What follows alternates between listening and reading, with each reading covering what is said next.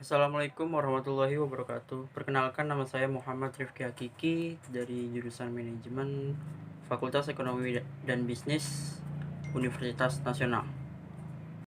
Hari ini saya akan mempresentasikan hasil kerja saya, yaitu tentang pergeseran tren perbankan syariah beserta analisis SWOT-nya.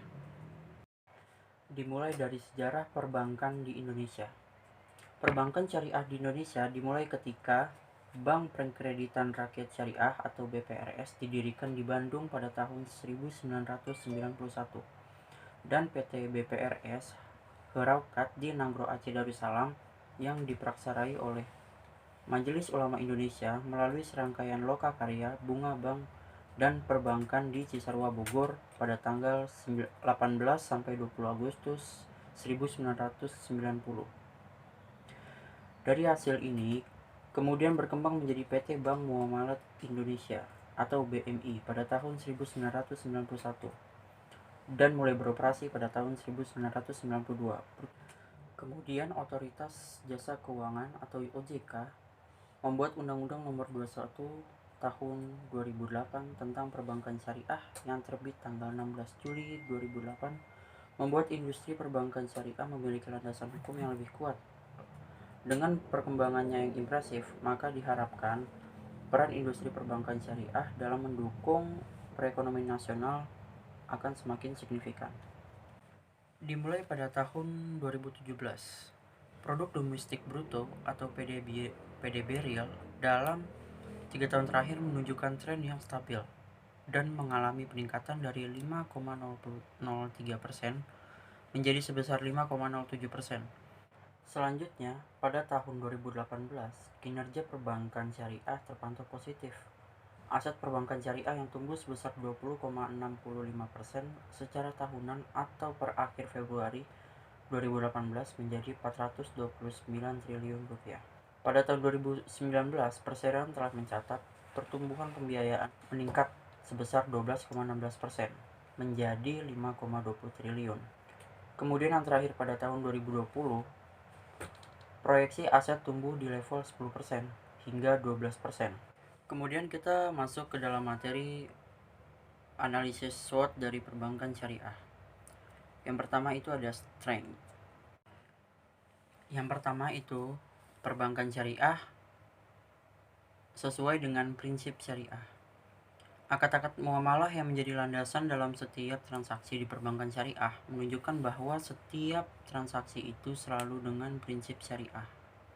Kemudian keunggulan yang kedua yaitu lebih adil dan menenteramkan bagi umat. Sistem perbankan syariah lebih baik dari aspek nasabah penabung maupun nasabah peminjam, karena bank syariah aktivitasnya selalu diberi dengan sektor real.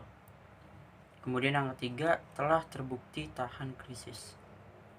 Suatu bank syariah tidak akan menaruh dananya kepada transaksi yang bersifat derivatif tanpa ada sandaran sektor real di belakangnya. Perbankan syariah juga mempunyai kelemahan. Beberapa kelemahannya sebagai berikut. Yang pertama, perbankan syariah itu masih lemah dengan jaringan yang rendah. Permasalahan jaringan yang masih terbilang rendah dan belum merata di seluruh Indonesia. Hal ini menyebabkan banyak responden mengeluhkan kualitas pelayanan dan jaringannya. Kemudian, yang kedua, masalah loyalitas. Permasalahan nasabah yang tidak loyal terhadap bank syariah kerap terjadi ketika para nasabah yang tidak loyal membandingkan besaran presentasi bagi hasil bank dengan suku bunga bank konvensional. Bank syariah juga mempunyai beberapa peluang. Yang pertama ada market share. Perluasan market share bank syariah. Tiga hal yang membuat peluang ini dimiliki bank syariah. Yang pertama, ada bank syariah tidak dapat diubah. Yang kedua, apabila terjadi penggabungan atau merger di bank konvensional, maka hukumnya wajib bank konvensional itu menjadi bank syariah. Yang ketiga, bila mencapai aset minimal 50%, maka bank konvensional yang memiliki UUS harus melakukan spin-off. Ada sumber daya manusia yang memiliki kualifikasi. Adapun peluang perbankan syariah di Indonesia yaitu dibutuhkan banyak sumber daya manusia yang memiliki kualifikasi dan keahlian di bidang ekonomi syariah.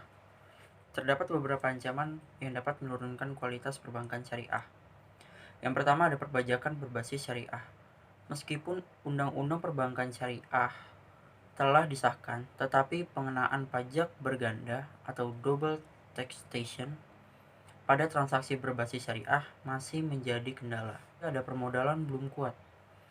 Hal ini salah satunya disebabkan oleh umur perbankan syariah yang masih muda dibandingkan dengan perbankan konvensional. Sekian presentasi dan penjelasan dari saya. Mohon maaf bila ada kekurangan. Semoga membantu. Wassalamualaikum warahmatullahi wabarakatuh.